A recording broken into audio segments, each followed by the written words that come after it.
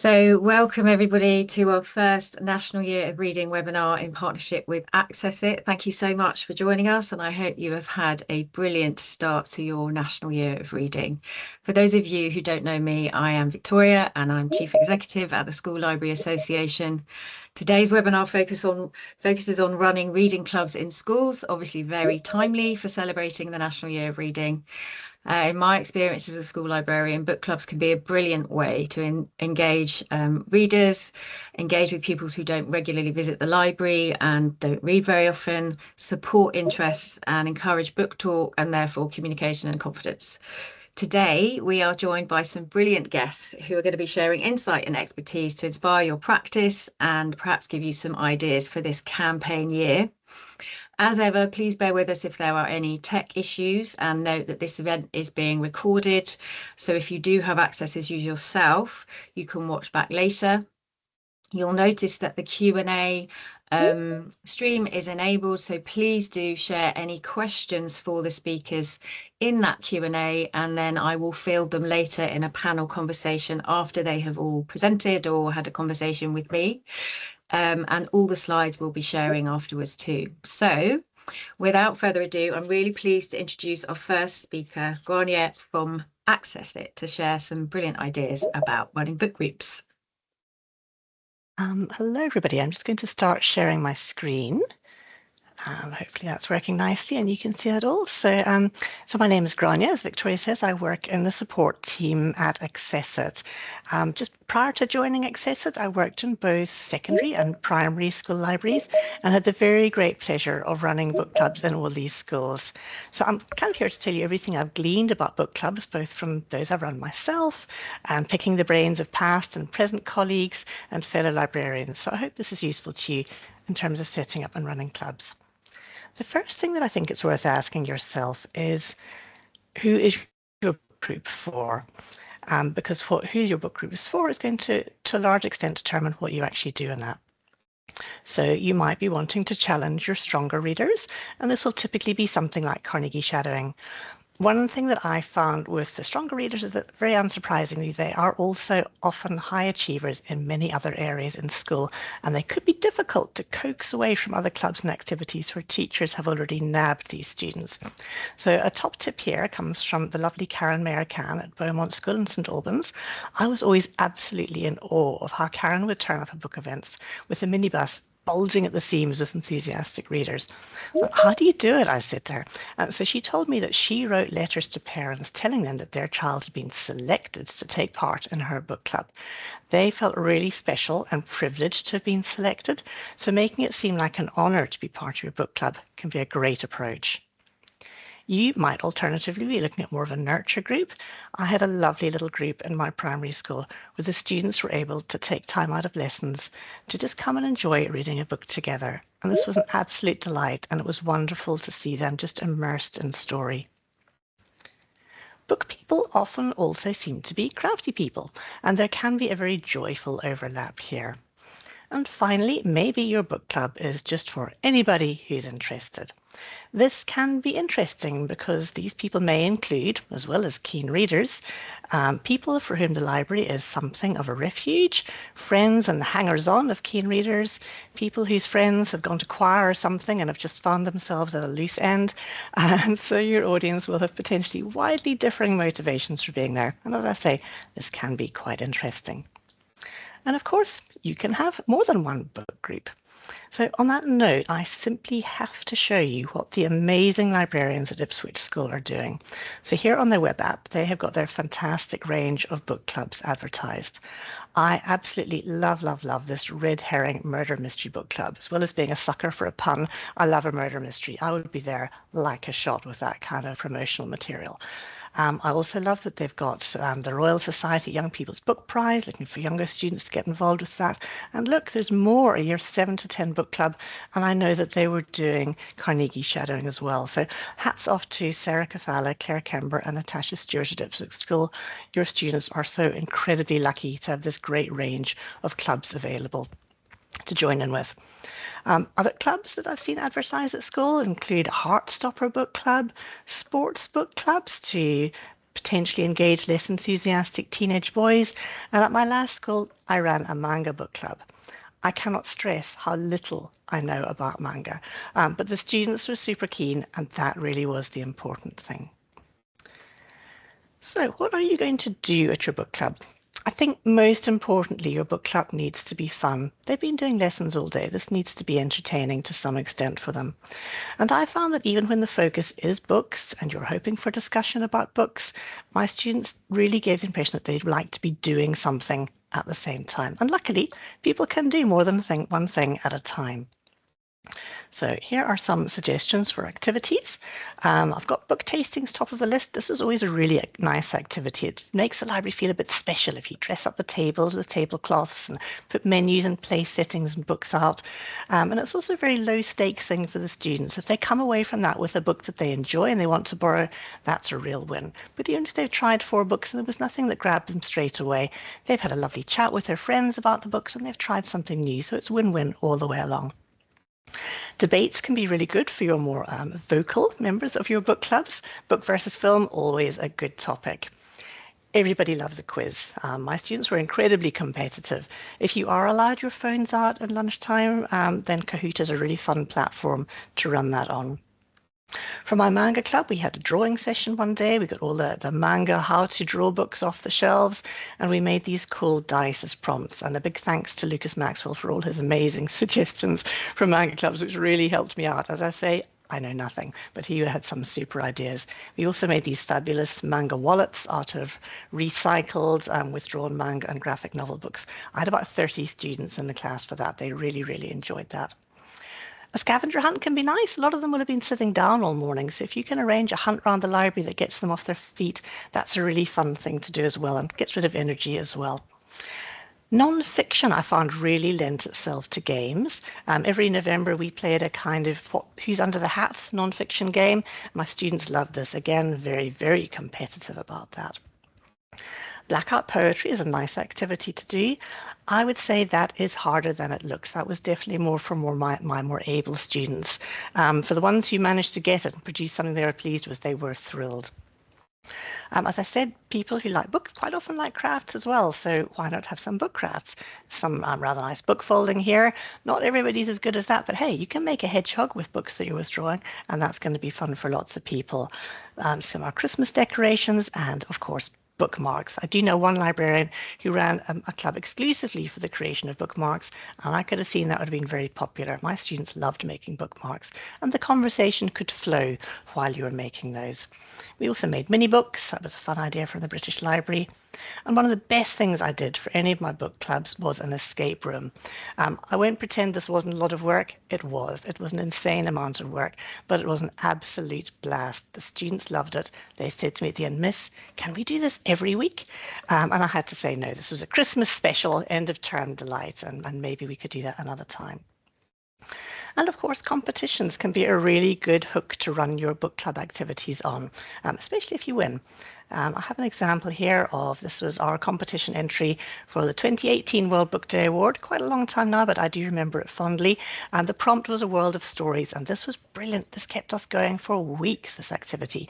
So students gathered around the table, they decided what we were going to create for our entry, and they decided we were going to make this world map where every continent represent a different genre. So we had a mystery continent and so on. And the conversation really flowed across the table as they decided which genres books belonged in. Have you read this? Oh, try that. You will absolutely love that. They also had a lot of fun making these little boats which traveled across our sea of wonder, and also these little airplanes which allowed you to be transported from one imaginary world to another. We didn't win the big prizes, but we did win runner-up, and we got a lovely Oliver Jeffers print which hung on the wall in the library to remind us of our happy times we had making this. So how do you keep them coming back? Well, I think as long as it's fun, they will come back, but also ask them, what do they want to get from this club? If you ask, you've got a far better chance of meeting that want or need, and you're going to far greater buy-in from them. Nothing succeeds like success. So people who feel like they've made a positive contribution to something are far more likely to come back. And of course, in a book club, there are no wrong answers. Obviously, you can't win competitions to order, but small wins are good too, and you have it in your gift to create these. Can you give out house points? Do it. This isn't bribery. This is acknowledging engagement and contribution. Other temptations could include food. Biscuits and juice are always welcome. They might not be welcome to you, but if you're able to kind of crush down your anxiety about crumbs and carpets for the duration of your book club, that can be quite nice for the people who've come along. And for one of our clubs, we also get anybody who was a member got first dibs on new books. That was a rather nice little perk for them. How do you keep you coming back? Obviously, book clubs do take some work to prepare for, so how can you make it easier for yourself? I would say the top thing I'd say would be to plan ahead. If you know what you've got lined up for the term or even just a half term ahead, you can relax. You've got it all in hand. Reuse what you can. If you've put together props for a book tasting or any other resources, hang on to them because you can use them next time. I know librarians tend to fall into one of two camps. They're either tremendous hoarders, definitely me, or chuckers out. But if you can embrace your inner hoarder in this setting, you can make these events much easier for yourself. Do share ideas with other librarians or ask them. You are truly the most creative and generous people in the world. I've really benefited from discussions with other librarians I've worked with, so reach out for help. Consider involving other departments. If you're doing something like manga drawing, why not ask the art teachers to come along and join in? They might actually find that really good fun. Be a bit of a breather from their more structured lessons. And of course, biscuits work for librarians too. Finally, I've just gathered together some useful resources. Don't overlook your local public library service. If you are reading a book as a group together and you're short of copies, ask them. They might well be able to rustle up some extra copies so that everybody has got one. The National Literacy Trust have put together a lovely blog post on running a school library book club, and similarly the Reading Agency have got Book Club Hub, How to Start a Book Club. I love the Federation of Children's Book Groups. If you are able to reach out to a group near you, I cannot recommend joining them highly enough. Lovely, lovely people. And from a book club point of view, two of my favourite things are the Children's Book Award and Non-Fiction November. The Children's Book Award is a fabulous award to follow because all the shortlists are very tightly bound in different age groups. So there will 100% be something that suits the age range that you're working with. Also, the kids get to vote for the winner, so there's tremendous buy-in for them for that as well, which is great. For Non-Fiction November, they've nearly always got a downloadable pack of some great resources that you can use. So you've got November pretty much sorted right there. And finally, the wonderful Sarah Crossan has put together a great pack of resources, which she assures me she is very happy to share. If you drop her a DM on Instagram, she will send you a link to that information, and that will also ease your journey into book clubs. I've just popped some QR codes at the bottom here, so you can either grab those now or they'll be on the recording. So that's everything I found useful for running my book clubs. I hope that's useful for you too. Brilliant. Thank you so much, Grania. That's amazing. And I wholeheartedly agree. I think school librarians are incredibly creative and so often providing and sharing ideas is such an important part of that.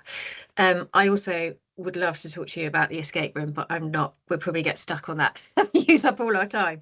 So just massive thank you to you. And I'm really pleased now to welcome one of our SLA members, and who also participated in the Information Book Award, the SLA Information Book Award Book Club last year.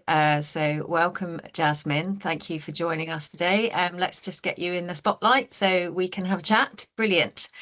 So Jasmine, we're gonna have a chat about your experience with the IBA, but also just some general thoughts and tips from you on running a book group. And I know you run a very busy library. You've just been sharing with us your lunchtime experience today. So can you just share something, tell us about how you ran the IBA book club in school? So the way I did it, I have a group of students that come in twice a week at lunchtimes to do book club related activities, whichever award we're following or whatever theme we're reading. And I try to encourage them to take part in a wide range of activities, and especially with non-fiction. I usually start with publicising the club in PowerPoints that they're shown in registration times to drum up interest. I also plaster the school with posters about all these wonderful books. I have 3 display boards across the school, which I'm very lucky to have to encourage students to come. the way I run it, the T's and C's, I get them to read some of the books. Because they're non-fiction, you can pick them up and then drop them as and when. So if students have other commitments like drama or whatever they might be interested in, they can still participate and they can still take part. And they rate when they have finished 3/4 of the book, or all of the book, if they've persisted, they give the score out of 10. And that gives them an overall point standing. So that's how we do the information book award, and they do love taking part in it. And their vote obviously counts in that award. Yes. And I should say, actually, registrations for the IBA book club are open, so do check that out and register if anyone's interested. And what do you find, just generally, what do you find useful about using awards to run a book group? I mean, it sounds obvious, but for people maybe who haven't done it before. So when it's essentially the book's already there for you, so you don't have to figure out, okay, what are we going to read next, how are we going to approach that. With the information book award and other book awards, they're already pre-chosen for you, so it takes out because I know we all love to choose books for our students, but it takes out the stress of picking always, are they going to like this, are they going to like that. Normally with the book awards, there's a wide range of choice, and especially with the information book award and Carnegie's and other book awards, they've always got different abilities and different interests, so they really do help all students access reading, which is why I really do like taking part. Yeah, definitely. And so what other tips would you share for anyone thinking about running a book group, any kind of book group really? I would say figure out what is of interest to your students. Figure out where for example, I didn't know manga was such a thing until middle of last year, when loads of students asked and recommended, can we buy these books please? So I started the manga book club, and that drummed up lots of interest. Especially with book awards, like I said before, you can easily dip in and out, so you don't have to have a sustained interest. Also not too much time, because they're very easy to take part in. Other tips, I would say biscuits are quite key to drum up interest. I initially, when I started the book clubs 3 years ago, I said, there's going to be biscuits and hot chocolate. You just have to talk about books, and then you're in book club. And it started off from there. So that's a good way to start one. Again, with keen readers, making it seem like it's a special thing for them on a particular day. I've closed the library for you guys to come talk about books and take part in awards and competitions. Just make them really, it does help if you make them feel special, that they have been selected. It did help quite a lot with. And do you find it's kind of changed the dynamic of maybe some of the students who wouldn't necessarily have always come in the library before? So have you kind of experienced that? Yes, I've got a couple of boys actually that wouldn't really pick up any fiction at all. So the information book award, I said, well, we are doing this. Your vote will count. It's like, really? And they just engaged with it, and they picked up little bits here and there. So over the course of a couple of weeks, they did read 50 odd pages, which is more than they ever read. So it is picking, especially with boys, and information, but it's quite a key thing to do. Yeah, and I think that biscuits will definitely help with those things. And I know you do Warhammer too as well, don't you? You have a Warhammer and a kind of book club around that. Yes, so with that, I hacked onto their interest, and turns out there's a silly amount of Warhammer novels and guides, so they all bring them in and they read together.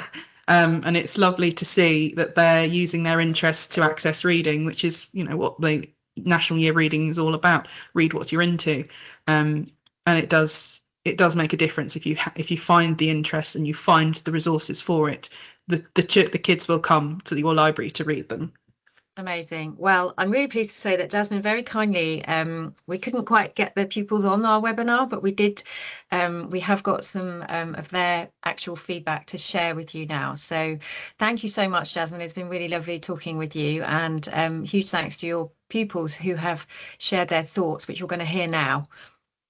The Information Book Award was a really fun event to participate in, and I really enjoyed learning new things from all the books I read. Talking with other people about the books was really fun. Having a book club is really beneficial, for our school and for the reading community.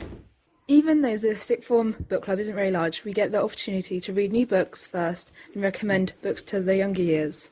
Having this opportunity also makes me feel special and considered despite being distant from the rest of the years.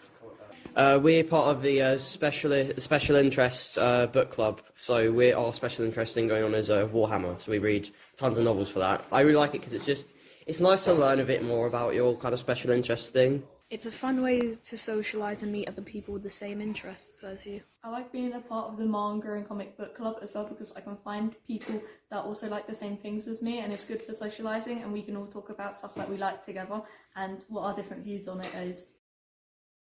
Amazing. Thank you so much, Jasmine. So lovely to hear from your pupils. And I love the Warhammer. I just think that's so brilliant. Well, all of them really, but yeah, massive thank you to you. So I'm really now pleased to welcome our next speaker, Lily Rowell, who joins us from, she's Programme Lead and Regional Programmes Manager at the incredible Oracy education charity Voice 21. She's a former English teacher and, having run many book clubs, is going to share some really valuable insight into how book clubs support Oracy skills development. So over to you, Lily. Thank you. Thank you so much. I'll just share my screen. So thank you so much. It's a hard act to follow just listening to the students and what they love so much about book clubs.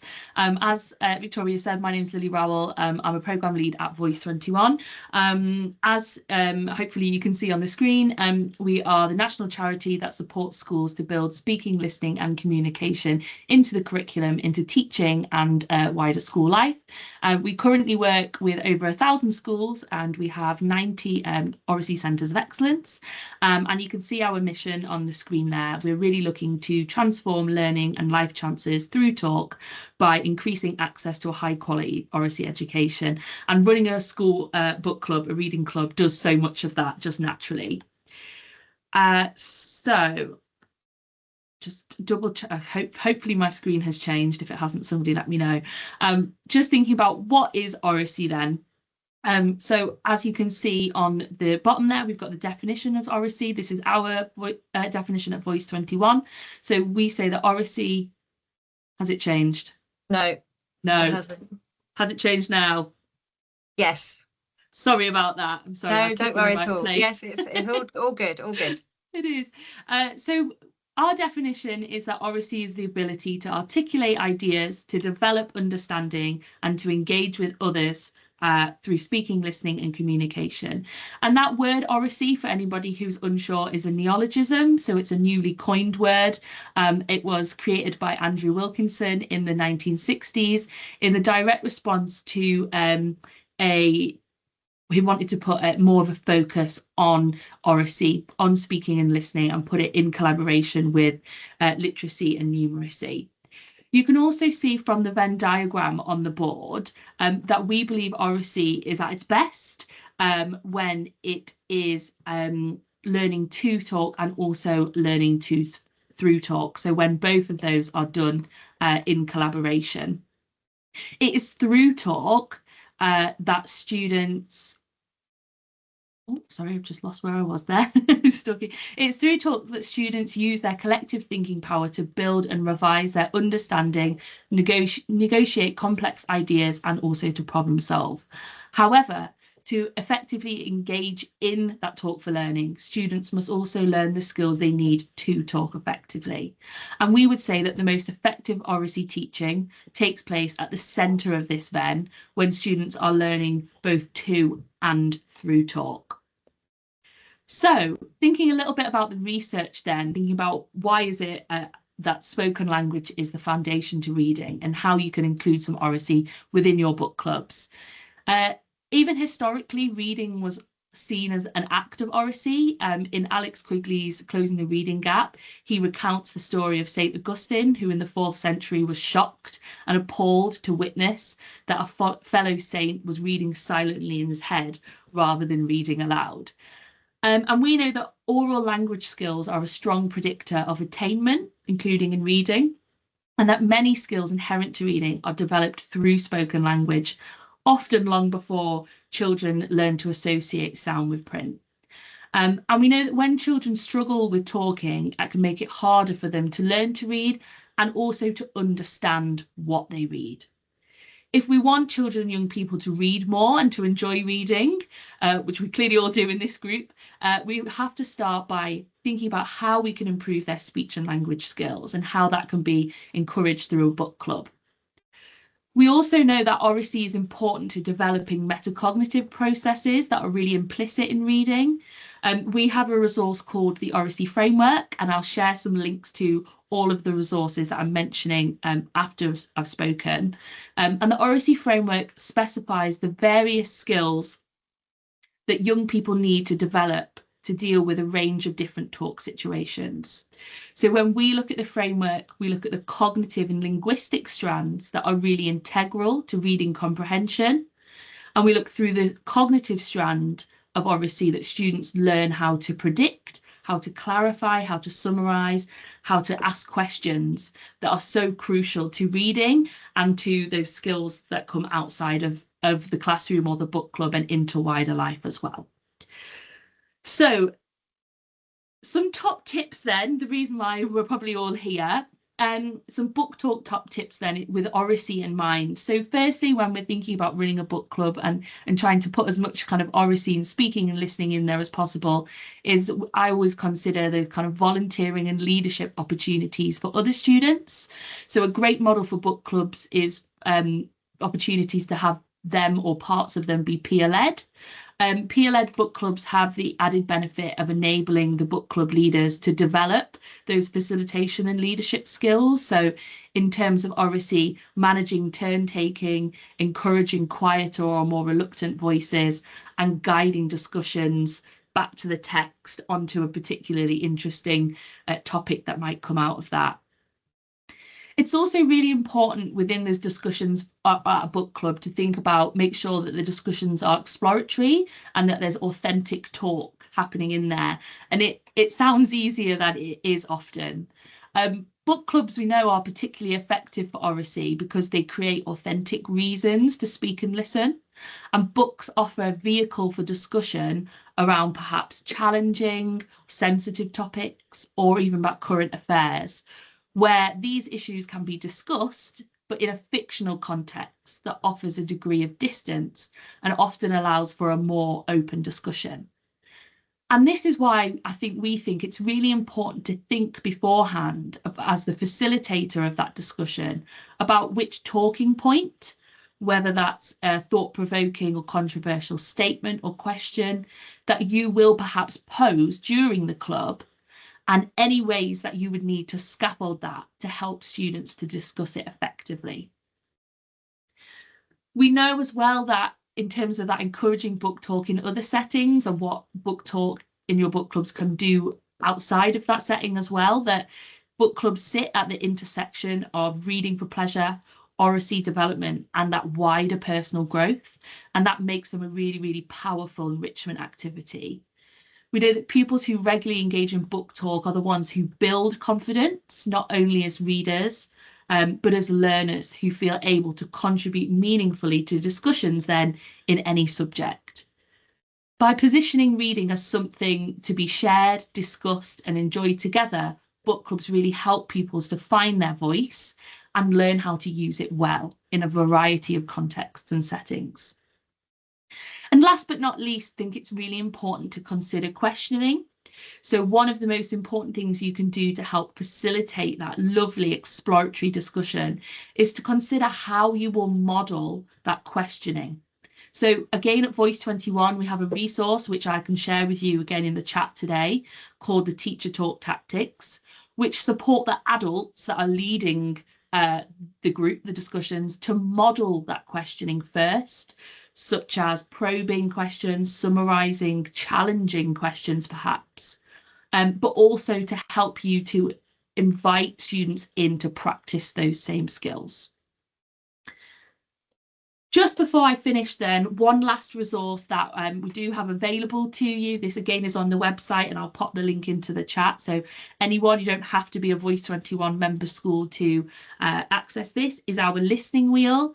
We've talked a lot about the kind of speaking side of oracy, but also I think it's really important to consider that listening side as well, the listening that goes on within your book club. So listening is key to being able to engage successfully in a discussion or exploratory talk. And in the same way as talk, that can be explicitly taught, the same goes for listening. And this listening wheel resource, as I say, is available to you to use in whatever way might be useful to just help facilitate some of those book club discussions. That's it from me, really. Thanks so much for listening. I've got a QR code on the screen there if you are interested in just finding out a little bit more about Oracy and finding out a little bit about Voice 21. Please do scan the QR code, or as I say, I'll pop the links into the chat bar, and there's lots of information available on our website too. Thank you so much, Lily. That was brilliant and really interesting to think about that approach. And I think sometimes it's interesting as well, because sometimes as a school librarian, I ran book clubs to kind of engage with kids and get them in the library, and didn't necessarily always think about the underpinning kind of pedagogical approaches around book talk and Oracy. And actually another resource or kind of author that I found really useful, which I'm sure many of our audience will be familiar with, is the Tell Me framework by the late Aidan Chambers, which was kind of all focused on the different types of questions that you can ask. And I know that I also think that it's a really exciting opportunity to maybe engage with senior leaders in English departments and other departments, especially with the the new focus on Oracy through the curriculum and assessment review. So lots to think about there, but thank you so much for joining us, Lily. So now our final guest this afternoon is going to join me for a conversation, and I'm really, really pleased to be talking with author Holly Webb. I'm sure many of you are familiar with her work, prolific and hugely popular writer of children's books. Her books have been translated into 33 languages and gone on and sold for going on 2 million copies. And she's got a really exciting new title coming out in just a couple of weeks. But Holly's going to bring the kind of author perspective on book club. So Holly, just a huge thank you for joining us this afternoon. We're really pleased to welcome you. And just thinking about what we've been listening to and your experience, what as an author, what do you see as the value of book clubs to young readers? I think Jasmine and Grania just made it so clear that being part of a book club can be a real special treat for readers. Reading, it very much can be a solitary activity. So getting to then come into a whole group of people who are also enthusiastic about reading makes you feel as though you're part of a club, and a club can be something that makes you feel so valued and so so much part of things. And I think that's really, really important. We go from reading with parents, if we're lucky, reading books together and it being very much a social activity, being something that really builds a bond and a relationship, to reading becoming quite solitary. And I think it's lovely to then have reading suddenly become much more social when you engage other school friends in a book club. And that's really, really lovely. But it's also great to have a chance to share your opinions on something that you feel so strongly about. And I think the books we read when we're just starting to love reading, particularly when we're kind of expanding into middle grade books, and there's such a huge range of wonderful titles, and I think then you fall in love with the kind of books that you're always going to love forever at that age, and being able to then talk to somebody else about them is just wonderful. It is. I don't think there's anything quite like sharing your excitement when you love a story and you read a book that you can't believe how brilliant it is, and being able to share that with a like-minded person is really powerful. But equally, I think it's infectious, isn't it? Because if you are, especially, for librarians, sometimes you might be in a setting where you have some avid readers in the group, but maybe there are some who aren't. But I think there's that really powerful kind of, infectious thoughts and kind of excitement around reading that other non-readers might pick up on, and which then encourages them to pick up a book. Particularly if there are very popular books that children can see other children going, oh, look, they've got the new such and such, the new A.F. Stedman, the new Skandar book. I really want to read that. Oh, I haven't discovered those. That's something other people want. And I think there's a way that children can model to each other that reading is something wonderful. And I think that's almost always going to be more impressive and infectious than adults modeling reading, although that is obviously very, very important too. Yeah, absolutely. So sort of thinking about, your books, what's the value you think to you in your books being used as a reading club, as reading club material? Actually, book clubs are wonderful for feedback because I have a website with an email link so people can contact me, and I know that that can be tricky in terms of safeguarding and children, librarians not being totally happy about children emailing uh, other adults, but um, it is amazing to get feedback from children who've read a book and discussed a book, because the ideas that they come up with and the feeling that your book and your characters are actually living in someone's head, that feeling is just incredible, especially when they start saying, well, I think this should happen next. And not only can you steal their ideas, but it's just amazing. I spent so much time as a child loving books and being in the world of my books and wanting to know what had happened next. And the idea that children are sharing that together, it's the best thing. Do you actually take inspiration from the ideas? So I have written a couple of books that were directly inspired by children telling me stories about about their animals that were a response to having read my animal stories, which is wonderful. And I do often get requests for certain books to be continued, um, which is really, really lovely. Brilliant. I love that. And do you ever kind of, when you're writing, do you ever think about, the reading group environment when you're putting your stories together? So there are some issues, particularly in my books for older children. In fact, you mentioned my new book that's coming out in a couple of weeks, which is set during the First World War, and it has a lot in it about women's rights and um, the effect that suffragettes have had on the girls who are the main characters in the story, and just the way women were being treated at that time. And I did think, I have been I'm thinking, I'm currently writing the second book at the moment. Uh, the I did think that there are some themes in this series that would be really interesting for discussion in a book club environment. Just because while I was researching the books, I found some of the attitudes to women and to young girls so surprising, that I can imagine them being really interesting in a book club environment, and that some of the expressed attitudes could actually make children quite angry. And I think sometimes being angry about something you read in a book and that stimulating discussion can be really valuable.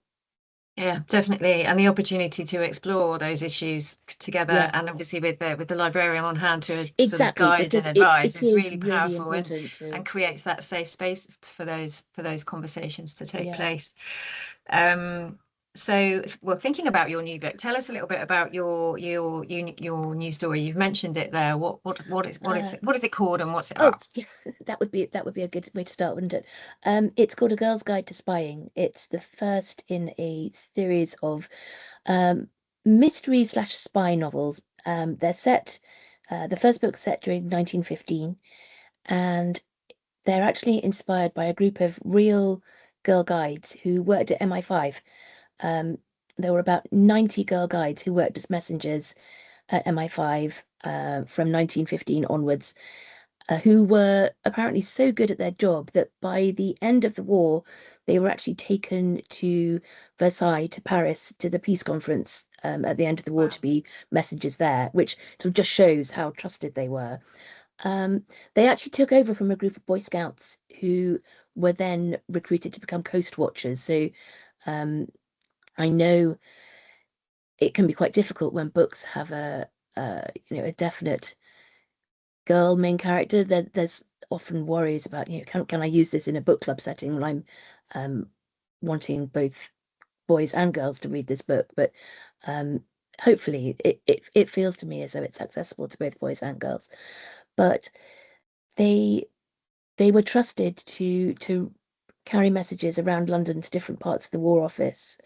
Uh, and the sort of historical record is that these girls were incredibly well behaved and very, very good at their job, but that's not hugely exciting. So my guides find a body in the ladies' loo at MI5, and have to work out what's happened, who killed him. The main character, Phil, is slightly worried that she might have killed him because she's actually, the day before, tripped this major up with an umbrella because she found him trying to force himself on another member of staff. And so she uses the umbrella she happens to find in the corner, as taught by one of her guide leaders, to fight off an attacker. She trips him up and sends him flying headfirst into the skirting board. And so she's really worried that when he then disappears, she thinks she might have killed him. But then they find his body in the ladies' loo. So yeah, So it's this it's is one for the it's murder got a, mystery club it then. is. It's a murder mystery, but it's also a spy novel. There's lots about codes and ciphers, which I really enjoyed writing as well. Although that is always terrifying, the worry that you might have got it wrong. I'm waiting for a school book club to tell me that they've tried to solve the codes and actually I've made a mistake somewhere. Oh, well, there you go. Now there's a challenge for everybody. So just what would be your kind of final tip for anyone thinking, and maybe, maybe they haven't done a book club for a while, or maybe they have done one previously and it hasn't worked. What would be your, especially with the National Year of Reading, what would be your kind of final tip for our audience thinking about running a book club? So I think it was Grania earlier on suggested, she showed a slide with various different book clubs, including a murder mystery one. And I love the idea of sort of canvassing your students and working out what it is they love and trying to kind of tap into that. I as a child, I would have absolutely loved a murder mystery book club. I was obsessed with Golden Age mysteries. Uh, Not so much Agatha Christie, but other Golden Age writers, and I would have absolutely jumped at the chance of a book club that really tapped into the things that I loved reading. And I think Yeah. that's a brilliant tip. Yeah, definitely. And I think that choice and agency is so vital, as we know, especially when we're maybe trying to engage more reluctant readers, giving them some choice over what their book club focuses on will be really valuable. Well, listen, thank you so much, Holly, for joining us for a conversation today. It's really lovely to have you here. Now, I'm going to welcome all our speakers back to the panel so we can just field any questions that might be in the chat. I know I've got a couple. So if we can just have spotlights for everybody, that would be great. Lily, Holly, and Jasmine joining us on the screen. So one question, just while we're waiting for Jasmine to join us, but one question, Grania, maybe for you. How long, I know this came in at the beginning, how long are the book club sessions? Because Leslie comments that her students only have about 20 minutes after they've eaten. So how do you kind of factor that in when you're planning a book group, Grania? That is tricky. Well, we would let them bring their lunch to book club, actually. So they had not all of lunchtime because they had to go and gallop to the canteen to grab their plastic slice of pizza or whatever it was and hurtle back to the library. But that did give us most of break time, it was long enough. Okay, brilliant. I think I remember running the Excelsior Award, and that was different. I think there was two different age ranges. We had an older group and a younger group, and I remember doing that at a lunch hour. And then I think there was another club I ran in break time, possibly the hedgehog book folding one. I can't remember. Which doesn't sound like a very long time, but it's amazing what children can accomplish when they put their minds to it. Jasmine, what about you? How do you do all your book groups at lunchtime, or are there after school clubs, or how do you approach it? I do all my book clubs at lunchtime. I am hopefully going to be starting an after school one very, very soon because a few students have expressed interest in spending longer periods of time doing activities. So watch this space. But they normally have about 40 minutes at lunch and then 20 something minutes at first break. So they come in with their lunch and then we start chatting away pretty much as soon as everyone's there. Brilliant. Okay. And then the sort of idea of preparation has come up several times in different guises. Lily, you were talking about it in relation to the thinking about how you talk and how you approach. And I know I've been caught out, I think, sort of earlier on in my career where I've just thought, oh, it's fine, they can come and sit round, and then there's been that awful tumbleweed where there isn't a response, and you're thinking, oh no, what do I do? What do I do? So what would be kind of tips for, and where you are perhaps sat with a group of students who maybe aren't as responsive, maybe don't necessarily have the confidence to kind of share their opinions, what would be the tips? Let me go around the screen and we'll just see what everyone says. Jasmine, what would be your tip in that circumstance? So, sorry, I lost sound there, so I lost half your question. Oh, sorry. No, I'm just saying, what would you do? What do you do when you maybe have a group of children who aren't as responsive as they might be in a kind of book club type setting? So what I would normally do is that I would ask them, yes, if they're interested in the books but not really reading them, then they can make posters and just talk around the topic, or they can do some little bit of research. If it's a fiction, they can look at the historical side of it or the context, then feed back into the club. So they do get involved if they're not too keen of a reader. But they also, they're normally in charge of dishing out biscuits as well. That's one of their jobs. Always good to give a bit of responsibility. Lily, what about you? What do you think? Yeah, absolutely. I think one of the things I mentioned whilst I was speaking is sometimes having a talking point. So having a perhaps a question or some statements that you might share with them that they can then discuss a little bit further. And I think the other thing I would say is we talk a lot about making sure like children have had that thinking time first, that nesting time, and I think that works even for book club. So as Jasmine kind of said, making sure like they know enough about it first, or they've had some time to think about it before perhaps sharing it with everybody else, just to make sure that they feel really confident to share their ideas. Yeah, and I also think sometimes, allowing people to think about what you're talking about is okay. And it's okay if there is a bit of a moment where they're just absorbing the question, because I think it takes 10 seconds, doesn't it, for a question to truly sink into the brain and then start thinking. Grania, what about you? Well, I did find that very difficult. I didn't like to put any kind of pressure on those who didn't, you could almost see the bunny in the head-right faces. So I would largely just kind of let them not answer. If they didn't want to, that's okay. It's okay to just listen, and maybe another time they will have something to say. But I'd rather they listened and came back next time than felt that felt they had to say something and then maybe thought, I'm not coming back next week. This was just too alarming.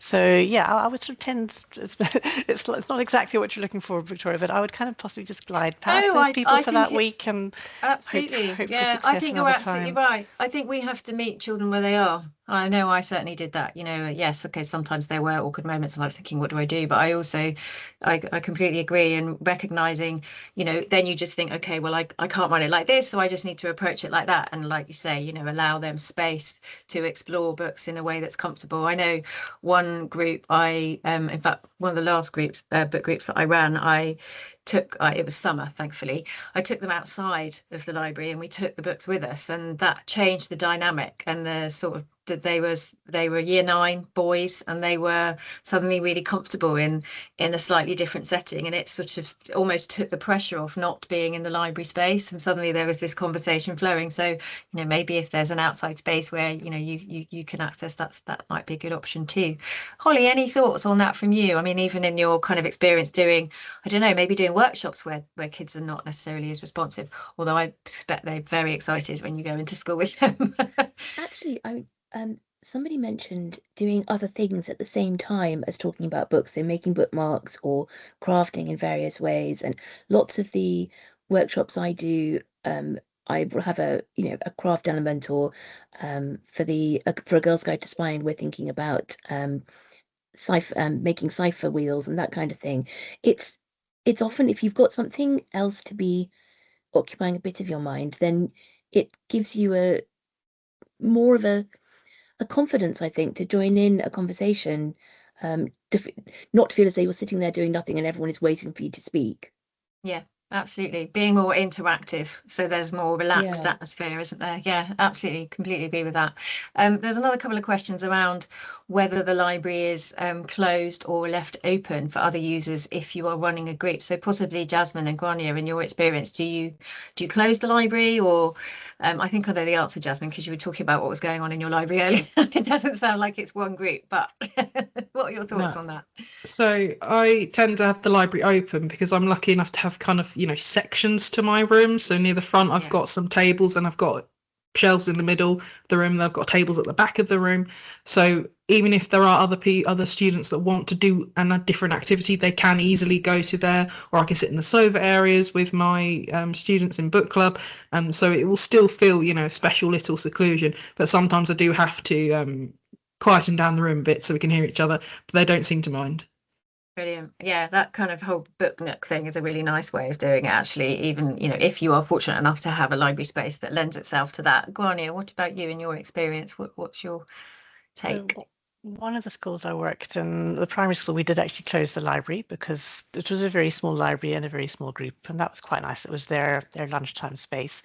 The secondary school that I then moved to, we did close the library to start with, but actually we were quite well staffed there. There were 2 of us in the library, so after a while we thought we don't need to close the library, and the book group just went into an adjacent room, and occasionally the library would have to come and shush us a little bit, but but that was fine. So it does definitely help if you have got more than one staff member, that you can take everybody aside and then other things can continue.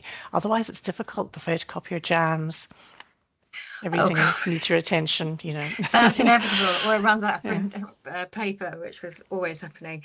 I did one school I worked in, I did actually have a library assistant, which was amazing. And then I did actually take the group of students, and it was the older group of students actually for the Accessit Award, and I did take them out and we went into a classroom that was just next door. So, you know, you might, depending on your setting, you might have different opportunities around that, because let's face it, book clubs don't have to always just run in the library, they can run anywhere. And I do quite like the idea of taking reading out into the school community, in addition to encouraging kids to come in the library. So we're just approaching end of our event this afternoon. It would be really lovely, maybe again, just to go around the room and just kind of share your one bit of encouragement, top tip, as we approach the end of the first month of the National Year of Reading. What kind of message would you like to share with this audience here, who no doubt are working really hard, doing the job they do every day, but also with this added opportunity in front of them? So maybe starting at the top of my screen, Grania, what would be your one thing you would like to share? I say just be brave, do it. I mean, it's a manga club. I was like, what on earth am I doing? I know nothing about this. But it was a hit. They kept coming and they kept coming. So even if you're thinking you're not quite sure about what you're doing, like so much in school, fake it till you make it and just go for it. That's brilliant. I love that. Fake it till you make it. Brilliant. Thank you. Lily. Yeah, absolutely. I think I'd second that, really. And I think I would just say, just have fun with it. Just have loads of space for that authentic talk and enjoy reading some books together. Brilliant. Thank you. Jasmine. I'd say make sure that, especially with Man Club, because I've got an interest in it as well, show that you are genuinely interested in whatever it is they're interested in. That will promote them to keep coming, and that will promote them to be a bit more open with you and with themselves, with each other, to just try and just really build that reading culture a bit with more strength for this year than any other year. So just really push your interests and the students' interests as far as you can. Brilliant. Thank you so much. Holly. I agree with Jasmine, actually. Show your enthusiasm, but also give them a chance to share their own enthusiasms with each other and recruit each other into fandoms for different amazing books. Brilliant. Thank you. Okay, well, you've got some wonderful messages to take away, and just huge amounts of inspiration and ideas this afternoon. So just huge thank you to our speakers for joining us today. We're going to draw a close our webinar there. And just, I suppose the last thing for me would just be, you know, keep doing what you're doing. You're all doing a brilliant job. And we look forward to seeing you at the next National Year of Reading webinar in partnership with Accessit in March. Thank you so much for joining us.